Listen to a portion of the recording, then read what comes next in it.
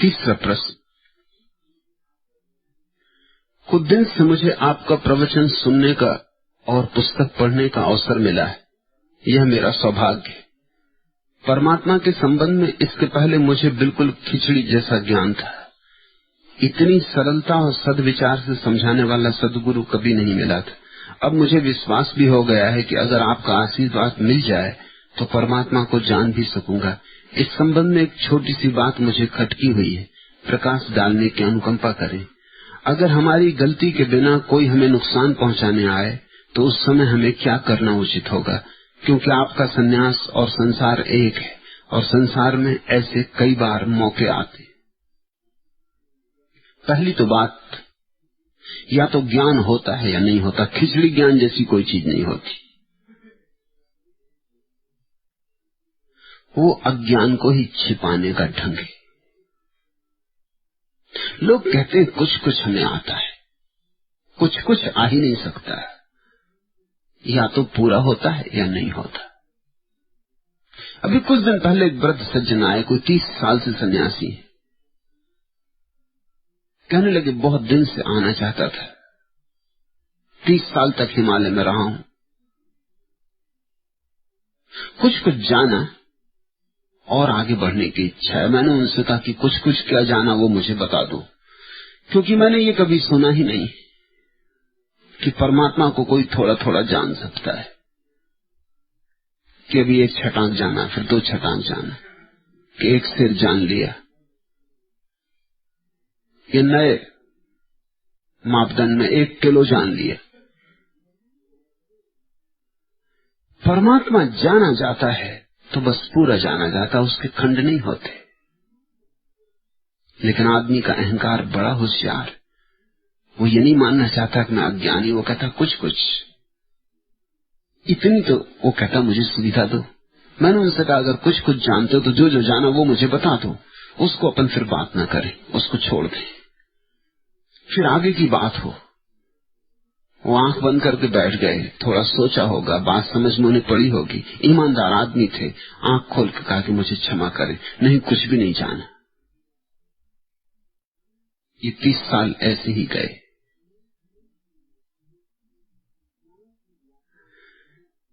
ज्ञान की यात्रा में पहला कदम यही है कि तुम ठीक से समझ लो कि तुम्हें पता है या नहीं। अगर पता नहीं है तो इस बात को गहरे उतर जाने दो कि मुझे पता नहीं। इसी भाव से कि मुझे पता नहीं है यात्रा शुरू हो सकती। अगर तुम्हें थोड़ा भी पता है कि थोड़ा थोड़ा खिचड़ी ज्ञान है, वो ज्ञान नहीं है, वो कचरा है। ज्ञान की खिचड़ी होती नहीं, अज्ञान की ही खिचड़ी होती। खिचड़ी यानी अज्ञान, उसको ज्ञान कहो ही मत, नहीं तो तुम उसको बचा के रख लोगे। तुम कहोगे है माना की खिचड़ी है, मगर है तो ज्ञान ही। छांट लेंगे, गेहूं गेहूं अलग कर लेंगे, दाल दाल अलग कर देंगे, छांटा जा सकता है। नहीं, ज्ञान है ही नहीं। ज्ञान और खिचड़ी, ज्ञान के क्षण में तो सारे द्वंद्व, सारी अनेकता, सारे विचार सब समाप्त हो जाते। न दाल बचती न गेहूं। खिचड़ी बनाओगे किसकी? 2 ही नहीं बचते, मिलाओगे किसको? अच्छा हुआ इतना भी समझ में आया कि खिचड़ी ज्ञान है, ये भी अच्छा हुआ। चलो कुछ तो हुआ। अब एक कदम और आगे उठाओ कि खिचड़ी ज्ञान ज्ञान नहीं। नहीं तो खतरा है। मैं तुमसे जो कह रहा हूं ये तुम्हारी खिचड़ी में पड़ेगा और ये भी खराब हो जाएगा, तुम्हारी खिचड़ी जीत जाएगी। सदा ध्यान रखना कि श्रेष्ठ में एक तरह की नाजुकता होती। अगर पत्थर और फूल को टकरा दोगे तो फूल मर जाएगा, पत्थर नहीं मरेगा। और पत्थर निकृष्ट है और फूल श्रेष्ठ है। श्रेष्ठ में एक नाजुकता होती, निकृष्ट में नाजुकता नहीं होती, कठोरता होती। इसलिए अपने पात्र को इस खिचड़ी से खाली कर लो। तुम कहते हो ज्ञान की खिचड़ी, मैं कहता हूं अज्ञान की खिचड़ी, मगर इस खिचड़ी से अपने पात्र को खाली कर लो, ताकि मैं तुम्हारे पात्र में जो डालना चाहता हूं वो तुम्हारी खिचड़ी में संयुक्त न हो जाए, नहीं तो वह भी विकृत हो जाए, उस पे भी रंग चढ़ जाएगा तुम्हारा, उसको भी तुम अपनी भाषा में ढाल लोगे, अपने विचार के अनुकूल बना लोगे, उसको तुम अपने वस्त्र पहना दोगे और उसका सारा रूप खो जाए, उसका सारा सौंदर्य नष्ट हो जाए। फिर तुमने पूछा है कि एक बात मुझे खटकी हुई है कि अगर हमारी गलती के बिना कोई हमें नुकसान पहुंचाने आए, ऐसा कभी हुआ नहीं। तुम अपवाद नहीं हो सकते। तुम्हारी गलती के बिना कोई तुम्हें नुकसान पहुंचाने आएगा ही क्यों? किसको पड़ी?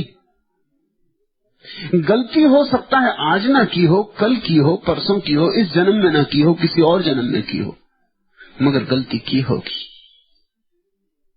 गलती के बिना किसको पड़ी? किसको तुम में इतना रस कि तुम्हें परेशान करे, हो खुद परेशान हो। एक आदमी बुद्ध के ऊपर थूक गया, बुद्ध ने चादर से मुंह पोंछ लिया और उससे कहा भाई कुछ और कहना। वो तो हक्का बक्का रह गया, क्योंकि वो तो सोचता था झगड़ा फसाद होगा, मारपीट होगी। वो तो तैयारी करके आया था, गुंडों को बाहर बिठा के आया था कि अगर मामला बिगड़ जाए तो बुला लूंगा। मगर बुद्ध ने कहा भाई कुछ और कहना है। उसने कहा और तो कुछ नहीं कहना। तो बुद्ध ने कहा कि नमस्कार। बुद्ध के शिष्य आनंद ने कहा कि ये बात क्या है, आपने कुछ कहा नहीं। बुद्ध ने कहा कि मैं इसकी राह देखता था, इसका कभी अपमान किया है, किसी जन्म में राह देखता था, अगर इसका मिलन न हो पाए तो फिर मुझे आना पड़ेगा। आज ये आ गया अपने आप, हिसाब किताब पूरा हो गया। अब इससे आगे मैं कोई और व्यवसाय जारी नहीं रखना चाहता, इसलिए मैंने कहा भाई कुछ और कहना है, नहीं तो नमस्कार। कुछ कहना हो कुछ तो कह दो, मुझे कुछ नहीं कहना, मुझे इसमें अब आगे लेन देन नहीं करना है। अगर मैं कोई भी प्रतिक्रिया करूं, अच्छी या बुरी, दोनों हालत में संबंध बन जाएगा। यही तुम फर्क समझो। जीसस ने कहा है तुम्हारे एक गाल पे कोई चांटा मारे दूसरा कर देना। बुद्ध नहीं कहते एक गाल पे कोई चांटा मारे दूसरा कर देना। बुद्ध कहते एक गाल पे कोई चांटा मारे धन्यवाद दे देना, दूसरा गाल मत करना, क्योंकि दूसरा गाल करने में तुम फिर कुछ कर्म कर रहे हो। अच्छा ही सही, मगर अच्छा भी बांध लेता है उतना ही जितना बुरा बांधता है। तुम कुछ करना ही मत, जो दूसरा कर रहा है उसको चुपचाप स्वीकार कर लेना। तुम्हारे किए का प्रत्युत्तर मिल गया, बात पूरी हो गई, बात समाप्त हो गई, ये लेन देन बंद हुआ, ये खाता समाप्त हुआ,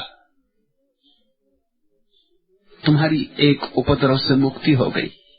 तुम कहते हो अगर हमारी गलती के बिना, ऐसा तो कभी होता नहीं। और अगर कोई तुम्हारी गलती के बिना, समझ लो तुम्हारा मन नहीं मानता, तुम यही सोचते हो हमारी गलती के बिना ही कोई हमें परेशान कर गया है, तो अपनी गलती के लिए वह भोगेगा, तुम चिंता में मत पड़ो। तुम उत्तर देने की विचारणा में मत पड़ो, क्योंकि उत्तर देने में तुम उलझ जाओगे, उसके साथ गुथ जाओगे। यही तो कर्म का जाल है। समझो तुम्हारी गलती से या तुम्हारी ना गलती से।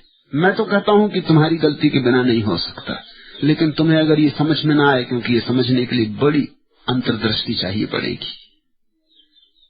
तुम्हारी गलती के बिना ही सही कोई गलती कर रहा है, तुम परमात्मा पर छोड़ दो, उसकी जो मर्जी।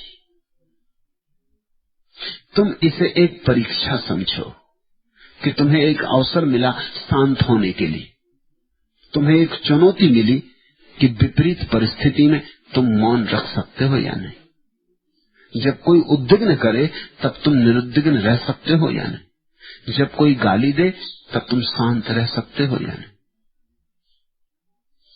एक तुम्हें अवसर मिला, इस आदमी का धन्यवाद दो, इसने तुम्हें एक अवसर दिया, इसने गाली दी, ये तुम्हें नुकसान पहुंचाया, और तुम अछूते रहे, तुमने कोई जवाब न दिया, जैसे कुछ हुआ ही नहीं। तुम्हारी चेतना ऐसी रही जैसे कुछ हुआ ही नहीं, जैसा ये आदमी आया ही नहीं, इसने गाली दी ही नहीं, जैसे एक सपने में हुआ, या तुमने एक फिल्म में देखा या एक कहानी पढ़ी, मगर तुमसे कुछ भी हुआ नहीं, तुम दूर ही रहे, तुम साक्षी रहे।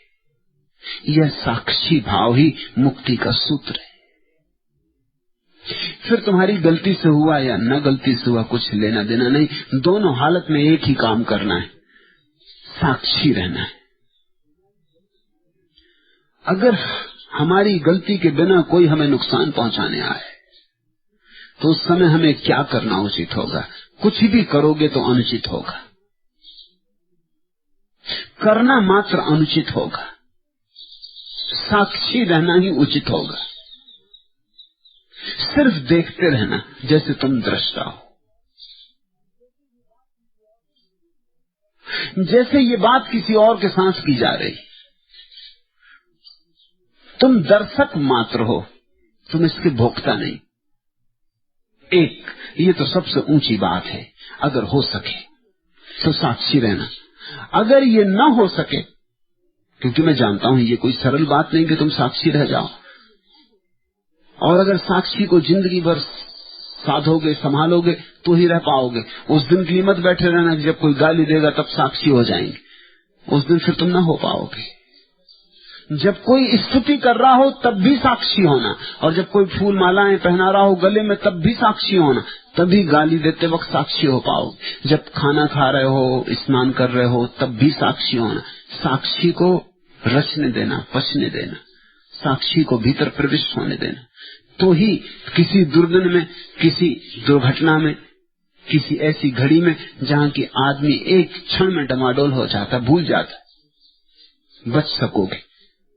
वह तो आखिरी लक्ष्य है। हो सके उसके ऊपर फिर कुछ भी नहीं। अगर ये ना हो सके तो नंबर 2 की बात, नंबर 2 से मुक्त होना है। सिर्फ इसलिए कह रहा हूं कि शायद नंबर 1 की बात अभी ना हो सके, होते होते होगी, लेकिन नंबर 2 की बात अगर करोगे तो नंबर 1 की बात सदते में सहारा मिलेगा।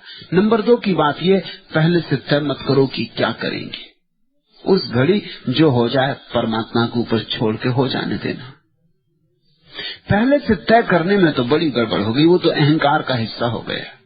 तुम पहले से तय करके बैठे हो कि कोई गाली देगा तो हम ऐसा करेंगे, कोई अगर ईंट मारेगा तो हम पत्थर से जवाब देंगे, या कोई एक गाल पे चांटा मारेगा हम दूसरा गाल कर देंगे। दोनों में तुमने पहले से इंतजाम कर लिया, तुमने पहले से सोच लिया, तुम कर्ता बन गए।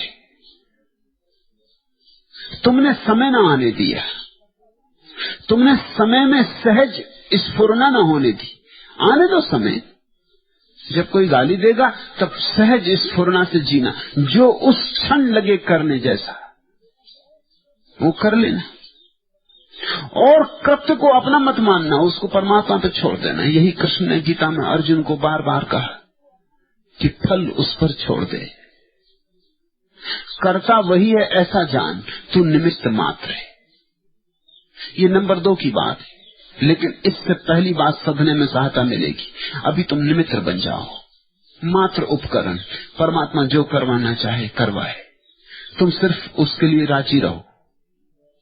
फिर न पछताना पीछे लौट के, न गौरव करना। तुम करता ही नहीं हो तो पछताना किसको है, गौरव किसको करना है। लौट के ही मत देखना, जो हो गया हो गया। धीरे धीरे निमित्त बनते बनते साक्षी भी बन जाओगे। निमित्त साक्षी बनने की प्रक्रिया है, विधि है।